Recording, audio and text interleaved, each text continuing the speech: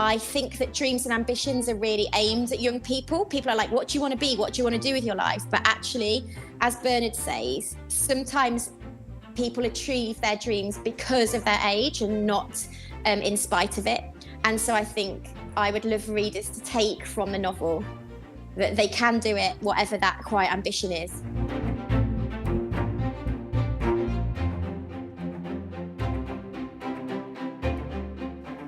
Well, hi and welcome to the PBS Books Readers Club. Today we'll be joined by author Olivia Ford to discuss her super sweet novel, Mrs. Quinn's Rise to Fame. This book is a charming story that follows 77-year-old British home baker Jenny as she finds herself competing on her favorite primetime baking show. If you love cooking and baking shows like The Great American Recipe on PBS, this is the book for you. We'll also reveal our pick for next month's read, so stick around for that. And fans of The Great American Recipe are in for a special treat.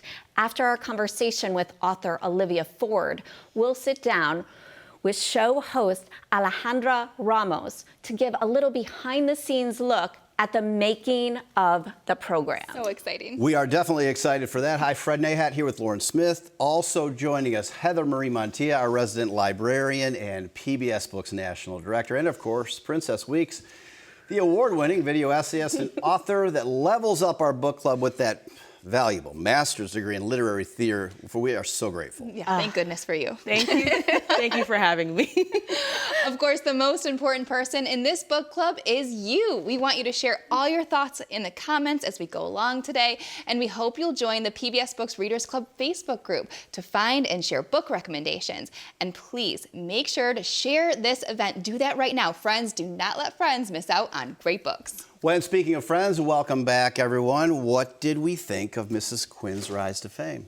I love bake-off shows. I love any soft competition. So everything about it was just so sweet, so charming. And then the underlying tension really got me the entire time. I was so anxious, and I just love her husband. Oh, we love a good Yes. man. Agreed. You know, secrets were really woven throughout all of this. And for me, I learned so much, and I learned, I was thinking a lot about how our world has always put shame on unwed moms and that grief women feel, and it really put me in that position, what it could be like. And so that was unexpected for me as I was reading this book, and it was a shock, and I loved the book, and it was heartfelt, for sure. Yeah. I have to say, I didn't like this book. I loved it. Sorry, had to do that. Wow. Reality TV style. You had me. So I'm a maniac for this book. So first of all, old school Jenny against this modern reality show conceit, so fantastic. Bernard, awesome. And I also say, I took a trip to Florida, not a big deal, but this became a beach read for me, and I can highly recommend it. Totally fantastic. It was so great, and I got a little emotional too. It's a very sweet read, and it's fun to read about the reality show, the Bake Off, but also her feelings and her relationship with her husband is just so sweet. And I was kind of crying a little bit by the end. I thought it was really good, and just the way that recipes can sort of invoke those memories. I have this recipe book that my mom made for all of us. I'm one of 4, and she made us all a handwritten recipe book of all of the classic mom recipes. I'm so happy to have it because it's awesome, and it has all the Thanksgiving recipes and those classic family recipes. It's just like this book. It really brings back those memories, which I love that theme. Yeah, for sure. Well, plenty to discuss with Olivia Ford. She'll be joining us in just a moment, and we want to invite you to join the PBS Books Readers Club too. There are many ways to connect, including our e-newsletter. You'll get book recommendations, exclusive author interviews, and more. Visit pbsbooks.org/subscribe, and be sure to follow PBS Books on Facebook and Instagram too, and fill up your feed with great books and great authors. And if you find yourself really appreciating this program, which I hope you do, please take a moment to show your support. PBS stations rely on donations from folks like you and me, and if you'd like to see more of the PBS Books Readers Club, here's a great way to help us keep it going. If you're watching on Facebook or YouTube, just click the link in the comments or visit pbsbooks.org/donate. pbsbooks.org/donate. You'll be taken to your local PBS station's giving webpage where you can find some PBS Books swag as our thanks for supporting this program. One of those gifts is an ebook download of Mrs. Quinn's Rise to Fame or any of our PBS Books features for your phone, tablet, or e-reader. After you make your donation, you will receive an email with a link to a special code to download one of our featured books. Or you can get one of our official PBS Books mugs. Just $5 a month will get you the PBS Books mug. And it makes you a member of your local PBS station, giving you access to all the amazing shows in Passport, including the extended edition of this interview with Olivia Ford. Everyone's been asking for these mugs. We had to bring them to the people. We have them on our set here, but now you can have one too. And look at the back, so cute. My weekend is booked. I love it. Perfect for cozying up with your next great read. So perfect. So if you want to see more of the PBS Books Readers Club, we got to hear from you. Just click the link in the description or visit pbsbooks.org/donate. Donations support your local PBS station, and it will help us keep this book club going for another month. Plus, as a PBS member, you'll also enjoy access to PBS Passport. It's the members-only section on the PBS app where you can stream full seasons of your favorite PBS shows, including full seasons of The Great American Recipe. I just love that show, by the way. It's the perfect feel-good cooking competition, not unlike the show that Mrs. Quinn finds herself in our book of the month. Our featured author today is Olivia Ford. Olivia spent a decade in entertainment television, working on shows like Made in Chelsea and Love Island. And of course, she's the author of today's feature, Mrs. Quinn's Rise to Fame. Olivia Ford, welcome to the PBS Books Readers Club. Thank you so much. It's such an honor to feature. We're so glad to have you here, and we can't wait to dive into your book. Tell us a little bit about your journey and your experience in entertainment television and how that influenced this book, how it all came to be. Just tell us everything. So as you know, I was a TV producer in entertainment TV for over a decade. And when lockdown happened, TV kind of stopped. They weren't sure how to film with the regulations, and it all kind of dried up. And I suddenly was left with space and time. And I decided to do a writing course. And I did it with Faber Academy. And it's something I'd always wanted to do, a quiet ambition of mine. And I really, really enjoyed it, learned so much. And one day I was on a bike ride and the character of Mrs. Quinn genuinely came to me on this bike ride.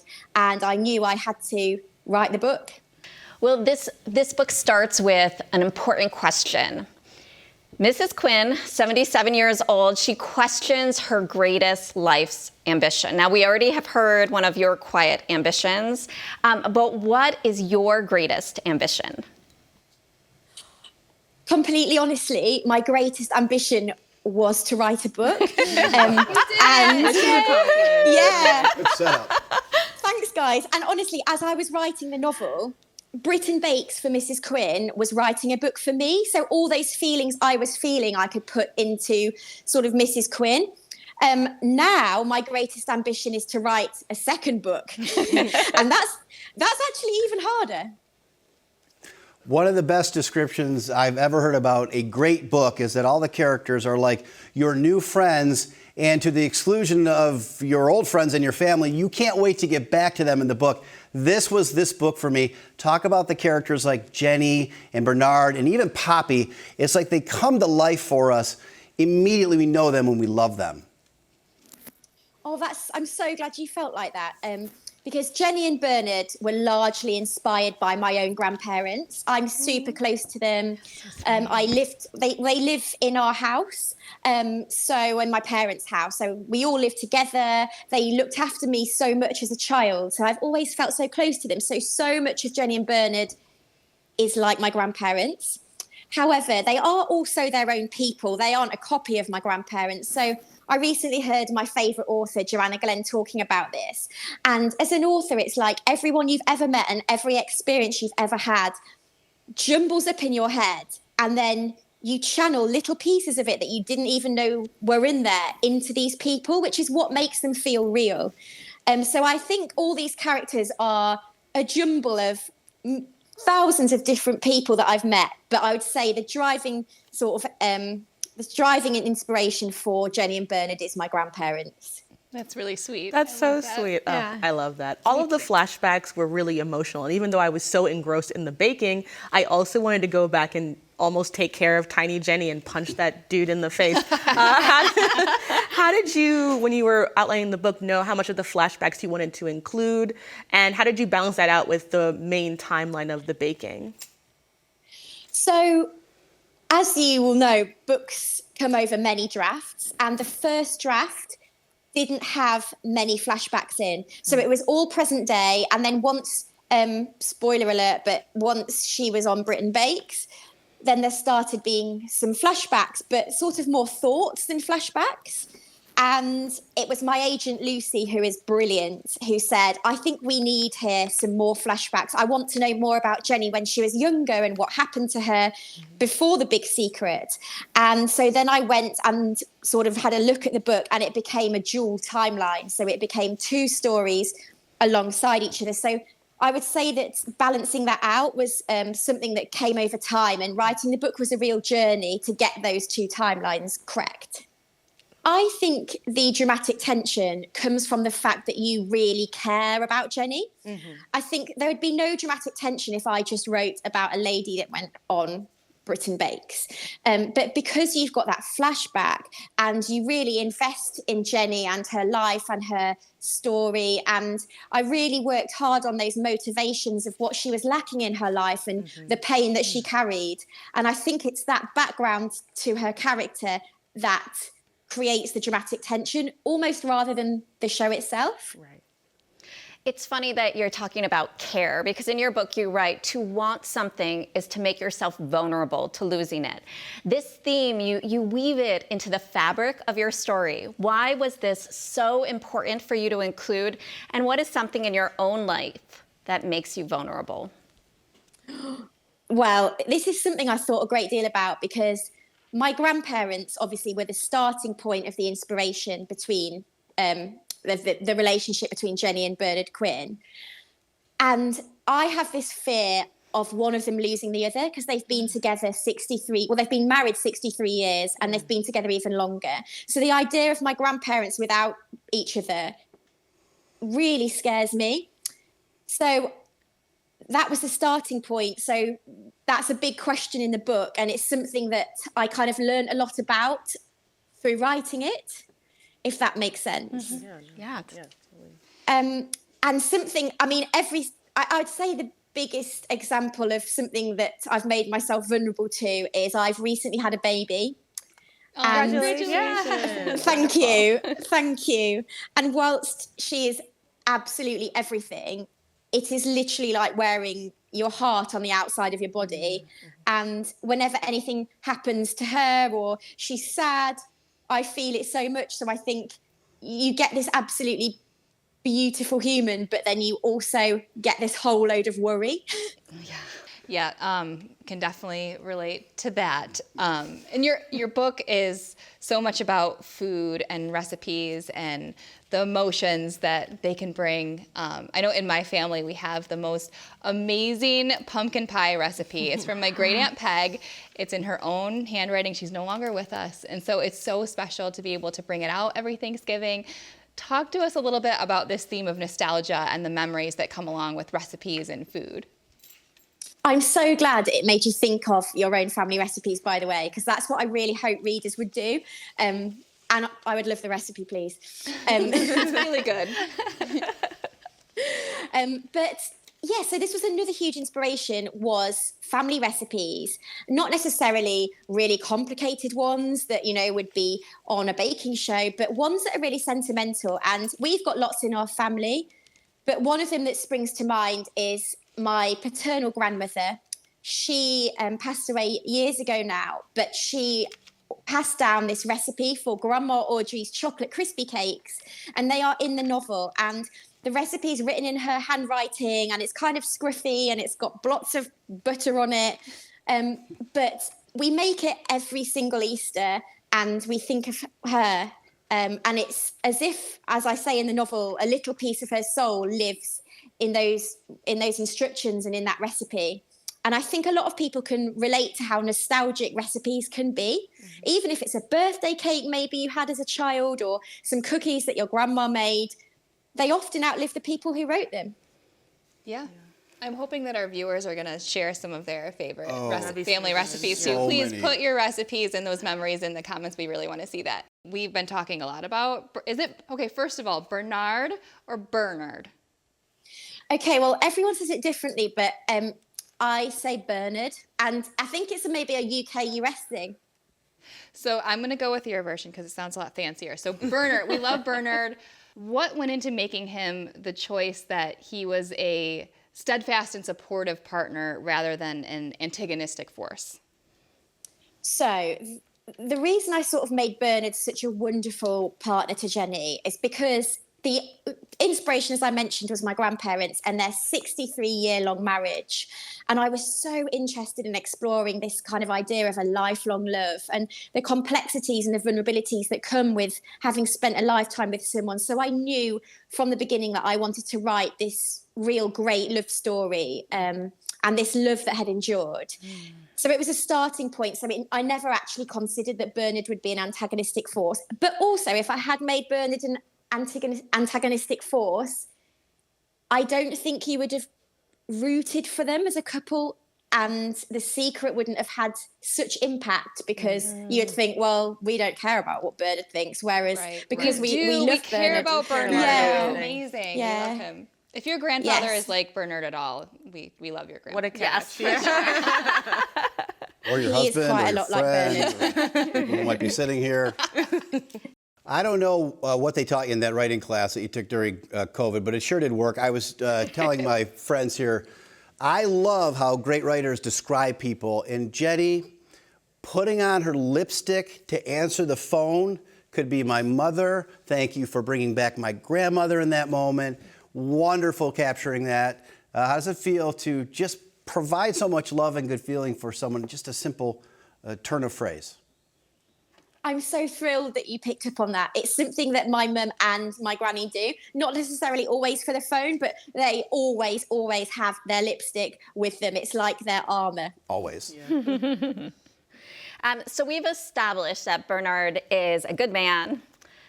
We've talked a little bit about the secrets. The theme of secrets between couples is a huge theme in this novel. As someone who's been in a marriage for almost 20 years, secrets is a really interesting thing, right? Can we talk about why this was so central to your book? And we've talked about it a little bit, but as you think about this secret, you said in the beginning you kind of knew there was going to be a secret, but there are more than one secret, right? And it's strong. Can you talk about that and why you're pushing the reader to contemplate their lives?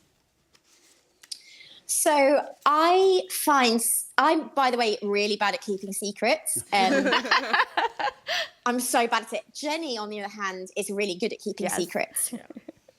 Although she has only kept two, the small one and then the big one. But I think what I hoped people would take from the secret element of it is that I very firmly believe that people aren't black and white.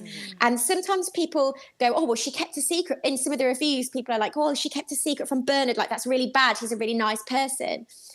But it's not black and white. It's people are grey, actually, most of the time. And she kept that secret out of a deep shame. It wasn't a reflection of Bernard and how great he is. It was a reflection of kind of society and how she was made to feel and the shame that she carried for all those years and that she felt actually she couldn't. And I think for Jenny, keeping the secret became bigger than the secret itself. So I kind of wanted people to take from it that people are grey. They're not black and white. And I don't know, I hope that they have a bit of empathy for Jenny and the reasons why she did keep a secret. I really wanted to ask, what was it like making the jump from working in television to becoming, a published author? Did anything surprise you about just how, because both things are group activities in certain ways, but one, you're definitely working with more people all the way through, where at the end you're just all of a sudden so many collaborators. So what was that like for you? It was it's been an incredible journey because I genuinely never expected Mrs. Quinn to be published. So it was something, as I said, I did in lockdown. I fully intended to go back to TV, and I have done for a bit. I think it's been about a year since I've worked in TV, but I still am holding on to that because I absolutely loved it. But being able to write full time is such a privilege. And the reason it happened was because I entered the first 10,000 words of Mrs. Quinn into a competition, which is quite fitting, really. Yeah. And it Yes. got Definitely. and it got picked up, and that's how I got an agent, and then that's how I got published. So it was really unexpected. It was a career move I never thought I'd make. I didn't think that you could just be an author. I kind of thought you'd have to have a certain qualification, be a certain person, and it's like saying you want to be a pop star or an actress. Like, I didn't think that was a thing, but actually, if you pick up a pen and write something or write on your laptop, you're a writer, and you've got a good chance at being picked up if you've got a story that you want to tell. So I kind of learned that it's something that can be done because I really wasn't sure that it could. So many books are about characters in their youth. It was really refreshing for me to read a story from the perspective of a woman who has some life under her belt. What made you want to write Jenny as a 77-year-old woman?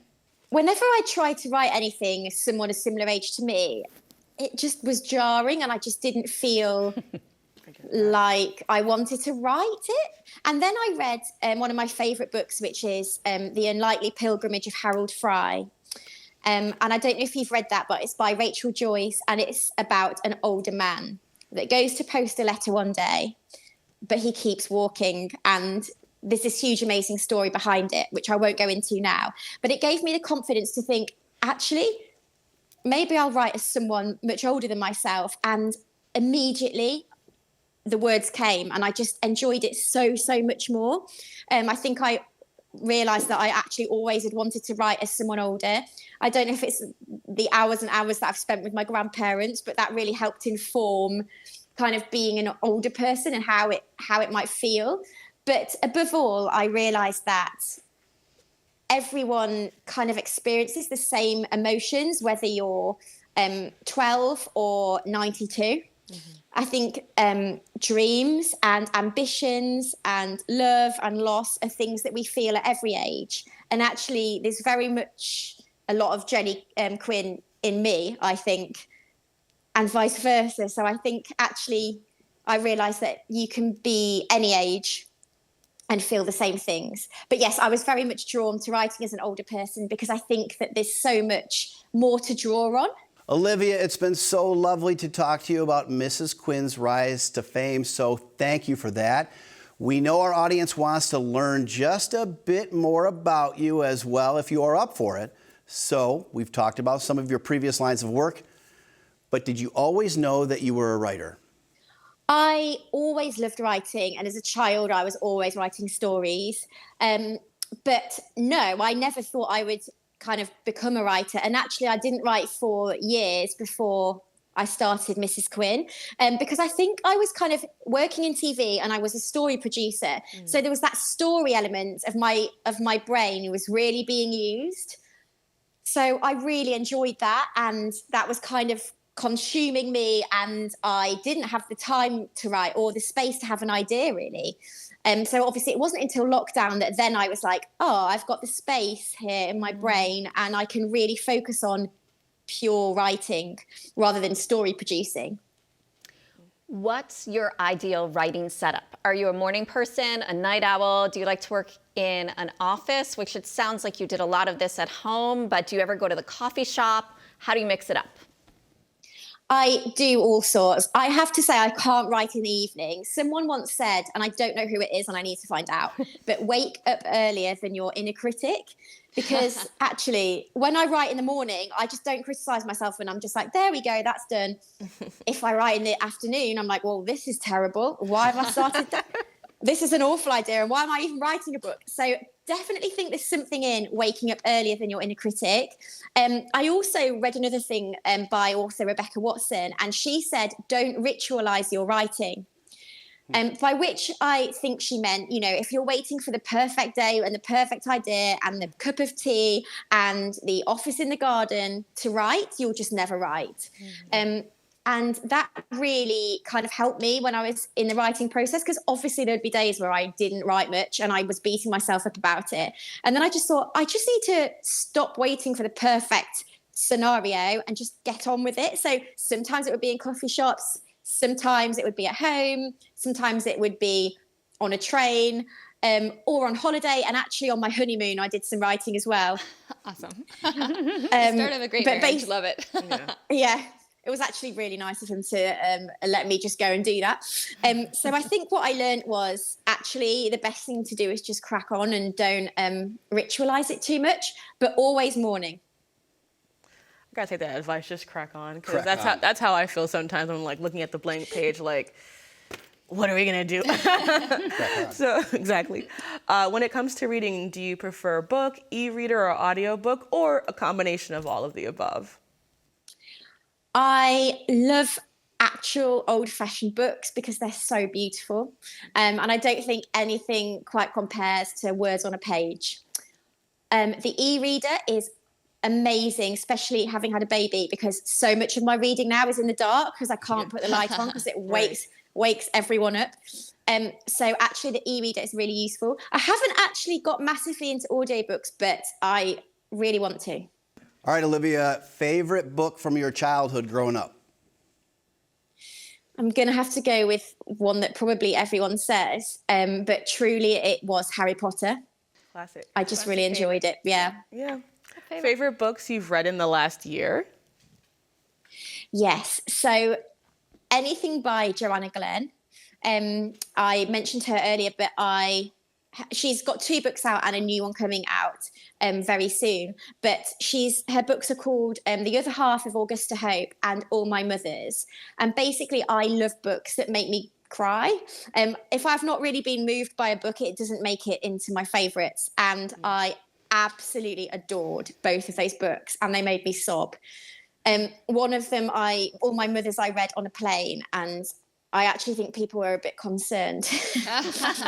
But it's incredible. Another really good one is We All Want Impossible Things by, I think it's Catherine Newman. Absolutely loved that book. What's the best advice you've ever received, writing or otherwise? For writing, I think it's that great books are made in the edit. Because I think sometimes we read our favourite books and we think, I will never be able to write anything like that. And that's because we're seeing the book after it's been through loads of different people and edited, and you're seeing a kind of polished end product, when really, if you saw the first draft, it might feel a bit more achievable. So I think the best advice was being told that, because actually it made me be less self-critical and just get those words down, because truly it is just like getting the words down and then you can shape it and make it really good, rather than worrying about every sentence being perfect. That's great advice. Yeah, and given that insight, what advice would you give to aspiring writers? 3 things. I would say do courses. Writing courses are great. The one I did was absolutely pivotal to writing Mrs. Quinn. There's always stuff that can be learnt. Enter competitions like Jenny, because that's how I got an agent, and I just think you've got nothing to lose. And the 3rd thing is to enjoy the journey of writing, because you write because you enjoy it. And truly, even though Mrs. Quinn got picked up and I got a publishing deal, which is absolutely an incredible thing to happen, the happiest I've been on this journey was on the good writing days. That even was better than the feeling of seeing the cover for the first time. Like, truly, it was the good writing days. So a bit like life, enjoy the journey and don't just focus on the destination. Wonderful advice. Finally, anything that you'd like to say to your readers? Thank you. I feel so lucky that anyone picks up Mrs. Quinn and reads it. And that's what they spend their time on. So I'm really sort of still completely blown away that people are buying and borrowing Mrs. Quinn. And the second thing is follow your quiet ambitions whatever age and whoever you are. I think that dreams and ambitions are really aimed at young people. People are like, what do you want to be? What do you want to do with your life? But actually, as Bernard says, sometimes people achieve their dreams because of their age and not in spite of it. And so I think I would love readers to take from the novel that they can do it, whatever that quiet ambition is. I love that. Yeah. All right, Olivia Ford, we are grateful for your book and for your time. Thanks so much for joining us on the PBS Books Readers Club. Thank you so much for having me. Such a great conversation. I love hearing the inspiration behind the books and also just like their process. It makes me love every book that we read so much more when we get to talk to the author. Absolutely. And I also love when authors have like different lives that they're pulling in from, and just the idea of working in entertainment television and being able to put all of that nuance and background into how these things get done. I just think that's so fun and interesting. Amazing story all the way around. And I'm sure Mrs. Quinn's Rise to Fame is now at the top of your reading list. You can pick up a copy at your local library or bookstore. Download the ebook when you support your local PBS station. We're going to reveal our next PBS Books Readers Club pick in just a moment. But first, remember that as a member of your local station, you'll also get access to PBS Passport, where you can stream more amazing PBS shows.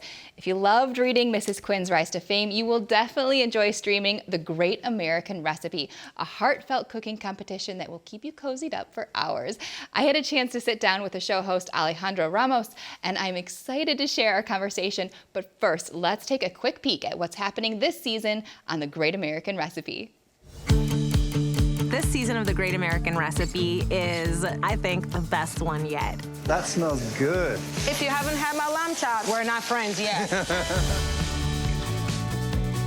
Season 3 is exciting because it's all fresh faces and everyone's just getting better and better. This is a really delicious plate of food. And of course, 2 brand new judges, Francis and Tim, who are bringing all of their knowledge and their warmth to our beautiful little family. One of the things that brings me so much joy about this show is the fact that I'm able to mentor. I grew up eating Southern food. We want something that's gonna be beautiful. Good luck. Thank you, sir.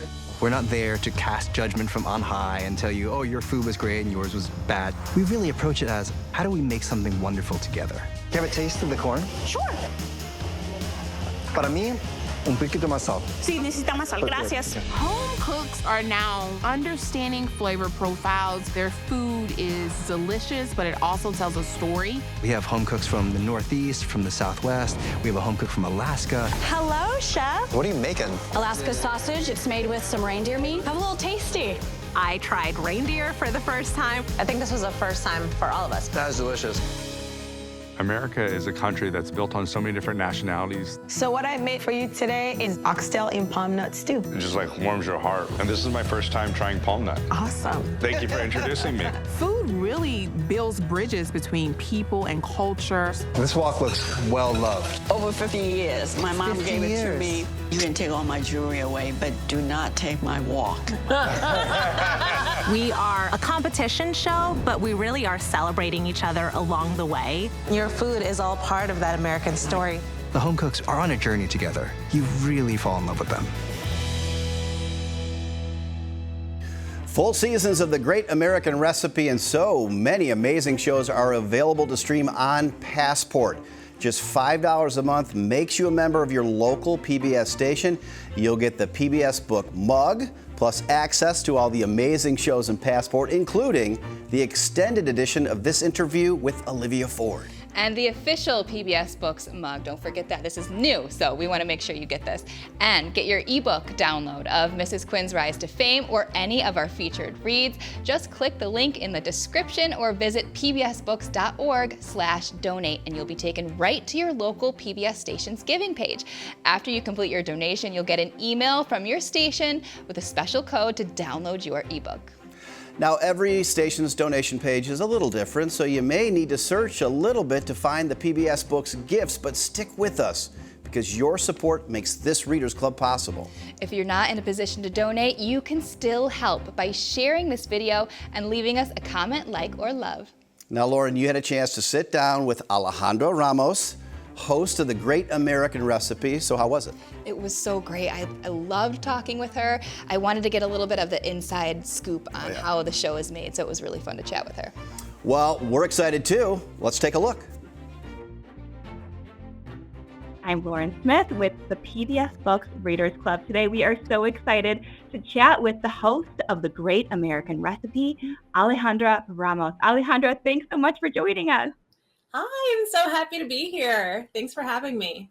And you have a little friend there too. I do. I have my little friend Jojo, who's going to be joining us. Hi, Jojo. So, tell us, what's cooking this season on The Great American Recipe? Oh my gosh, we have so many new things happening this season. Jojo, why don't you take a seat, buddy? So we are in a new barn. So we moved the show from Virginia to Tennessee. So we're in Nashville this season, which is really exciting to take the show on the road after the first 2 seasons in Virginia. So we're in Nashville in this gorgeous barn. It's a little bit smaller, which is nice because it's a little bit cozier and more intimate, and we get to really be closer to the cooks as they're doing their magic. And then, of course, we have our 2 new amazing judges, Tim Hollingsworth, who is a chef from California. He's incredible. He's from LA.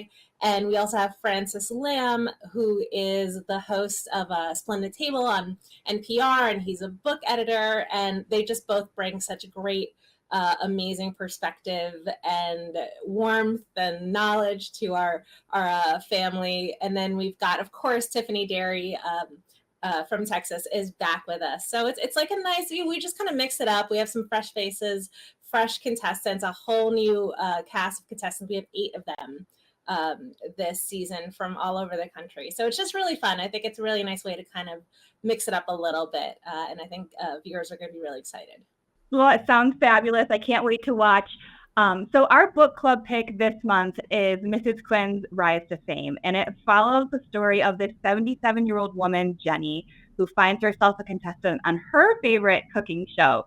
And Jenny, she's very sweet. She's a little bit older. She doesn't fully understand like what all the young kids are doing all the time. But we fall in love with her. Like, I wondered if that reminds you of any of the contestants on the show this year. I love that. That's so great. So we actually have a slightly older contestant this year. I think she's amazing. Her name is May, but she's wonderful because she was kind of like the house mama, basically. Like everyone's like Mama May or Auntie May. She was so wonderful. She's her background is Chinese, and she made so many incredible dishes that she introduced us to. And she always had such incredible knowledge of the food and the cooking technique. So every time she came to present, we would all learn so much. Even Francis, who is Chinese also, he would learn so much. So it was a really incredible experience to have her with us. Just all those years of knowledge. That sounds amazing. I can't wait to watch her journey. And you mentioned those important family or nostalgic recipes, and that's such an important theme in the book that we're all reading together this month. And I wondered about you, if you have any like favorite important family recipes that sort of spark those memories and those feelings and bring back all those great emotions. Anything come to mind for you? Of course, yeah. I mean, so my family's Puerto Rican. I was born in New York, grew up in New York, New Jersey, but eating a lot of Puerto Rican food and also visiting my family on the island a lot, very regularly. And so those are probably the dishes that are kind of the heart of my culinary story and my food story. Even if they're not necessarily things that I would eat all the time or cook regularly, they're still sort of the dishes that when you pull them out, they bring all of those memories and all of those stories with them.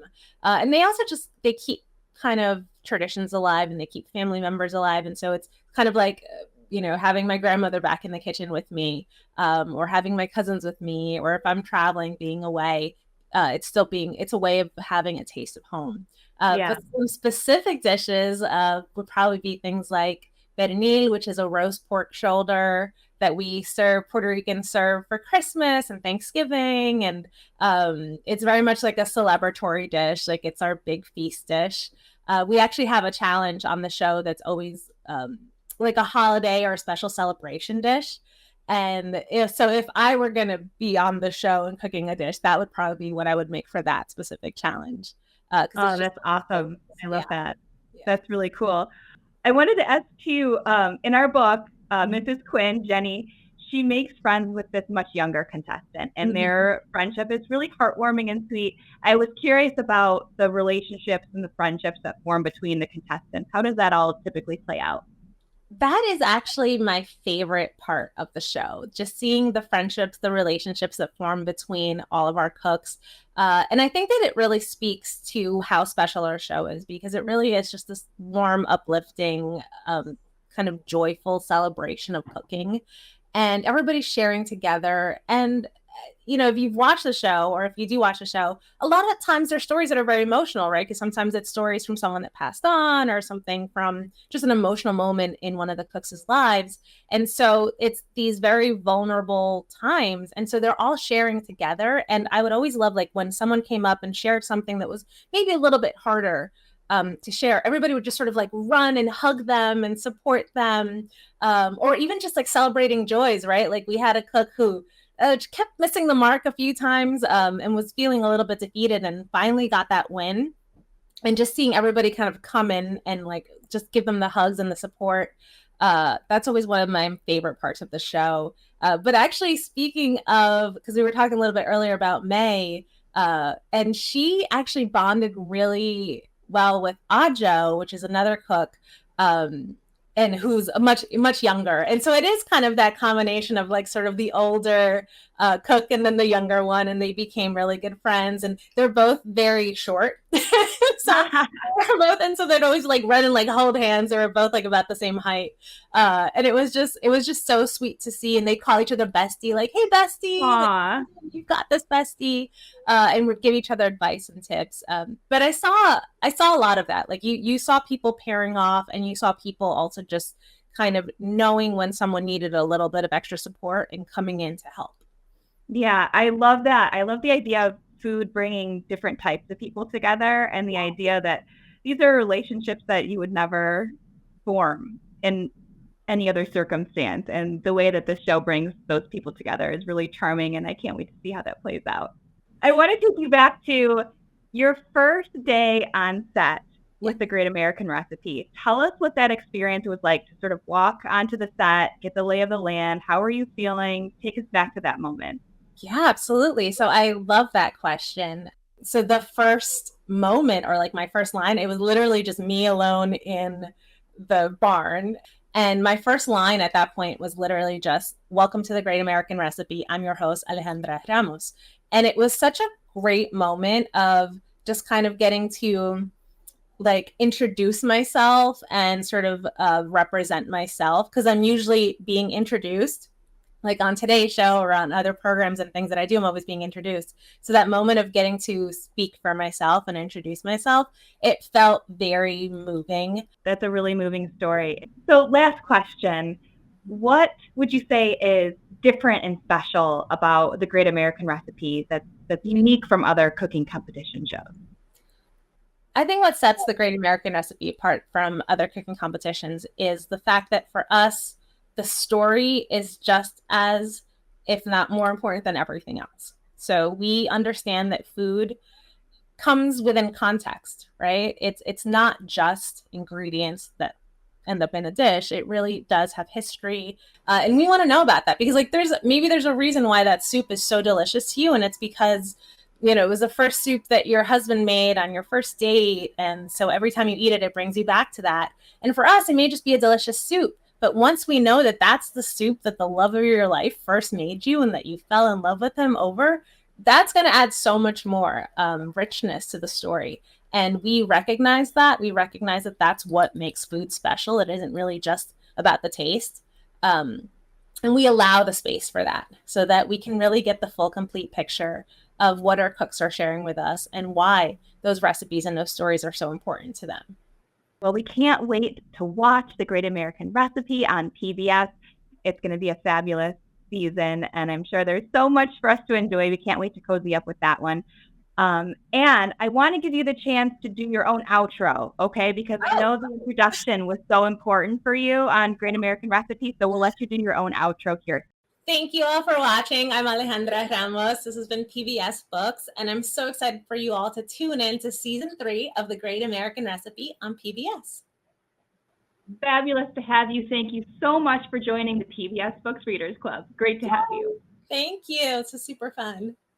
What a great conversation. Thanks so much for that, Lauren. You can catch The Great American Recipe on PBS with full seasons streaming on PBS Passport. And now it's time to reveal our PBS Books Readers Club selection for next month. Princess, will you do the honors, please? I shall. Our next pick is James by Percival Everett. This book is an instant New York Times bestseller, and it's at the top of everyone's list. This book has become an immediate classic, reimagining Mark Twain's The Adventures of Huckleberry Finn from the perspective of Jim, who in his attempt to escape slavery accompanies and protects Huck on their journey down the Mississippi. It's brimming with humor and adventure while bringing biting observations that will forever alter our perception of American literature. Okay, book clubbers, it's time to get reading. Be sure to submit your questions for Percival Everett by joining the PBS Books Readers Club Facebook group, and they could be asked and answered on our next episode. We'll also have more book recommendations in the PBS Books e-newsletter. Visit pbsbooks.org/subscribe. We're so glad to have you as part of the PBS Books Readers Club. If you love this conversation, please consider making a donation to your local PBS station so we can keep our book club going. Click the link in the description or visit pbsbooks.org/donate. Remember, you can get your very own PBS Books mug. It's right here, just like the ones we have, along with the removable PBS Books stickers to show off your love for books and for PBS. And you can also get an ebook download of one of our PBS features. We have the Mrs. Quinn's Rise to Fame ebook available, so if you make your donation now, you can go download it as soon as you get the email with your special code. And everyone can help by sharing this video with all your friends, giving us a like or a love, and subscribing to the PBS Books e-newsletter at pbsbooks.org/subscribe. Thanks for reading along with the PBS Books Readers Club.